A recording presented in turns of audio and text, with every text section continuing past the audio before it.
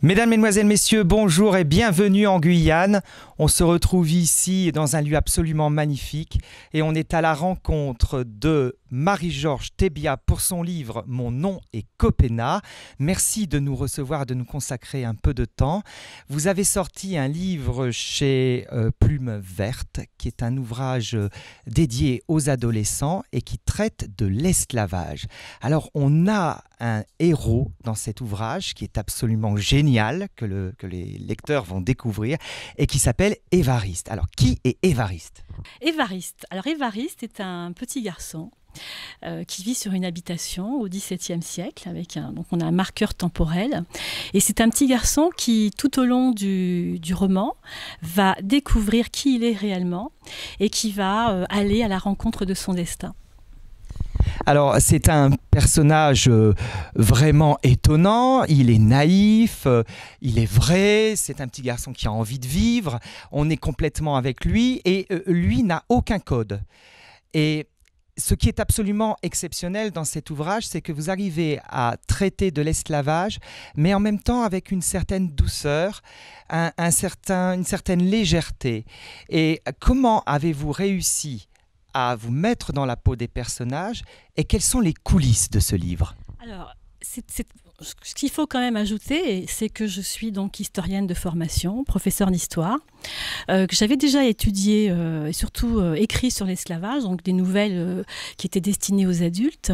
Et j'avais vraiment le sentiment, en étant enseignante, qu'il y avait un manque, que j'avais vraiment l'impression que les enfants, les collégiens, les préadolescents ignoraient totalement ce pan de leur histoire. Et donc je me suis convaincue avec ma maison d'édition qu'il fallait absolument faire quelque chose, il fallait œuvrer pour cette jeunesse qui ignorait un petit peu ses origines ou sinon de manière assez superficielle.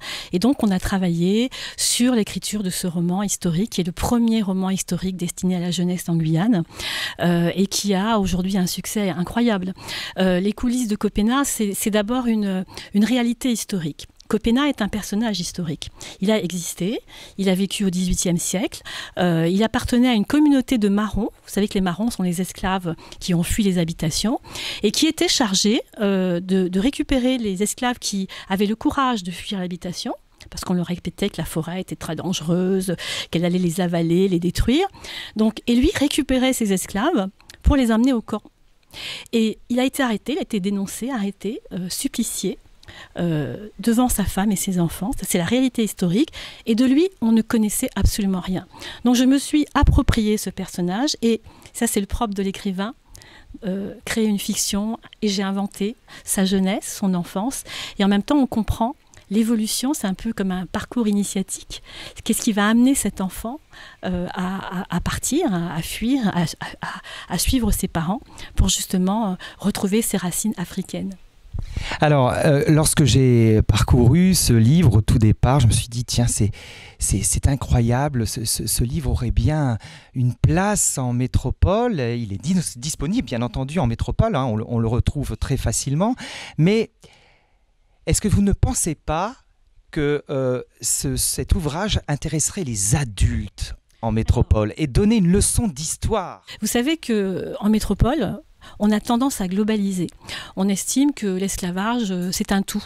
L'esclavage antillais, l'esclavage nord-américain, l'esclavage... Or, l'esclavage guyanais a eu des spécificités. Et dans le roman, justement, j'ai travaillé dans ce sens. Il fallait absolument que l'on comprenne ce qui s'est passé au XVIIe et au XVIIIe siècle, mais surtout que l'on distingue les différences très importante entre l'esclavage dont on se fait un peu des images un petit peu comme ça d'Épinal, la grande plantation, le planteur qui est là avec ses esclaves, le commandeur, et la réalité de ce qui s'est passé en Guyane. C'est un esclavage complètement différent, un état d'esclavage totalement différent. Et je pense que le roman, même s'il est destiné à des jeunes lecteurs, peut aller au-delà. D'ailleurs, j'ai des retours de parents qui l'ont lu, ils m'ont dit écoutez, j'ai appris des choses, de gens qui m'écrivent pour me dire écoutez, c'est un petit roman pour enfants, mais tout y est. Et justement, c'est peut-être un commencement et une invitation à aller plus loin, en consultant peut-être des ouvrages un peu plus spécialisés. Mais c'est vrai que c'est, je pense, un premier pas vers la connaissance de l'esclavage guyanais. Merci de nous avoir reçus, Marie-Georges Thépia, ici dans cet endroit merveilleux. Merci à vous. Et puis à très bientôt en Alsace. Écoutez, nous verrons bien, mais je vous dis au revoir et merci encore.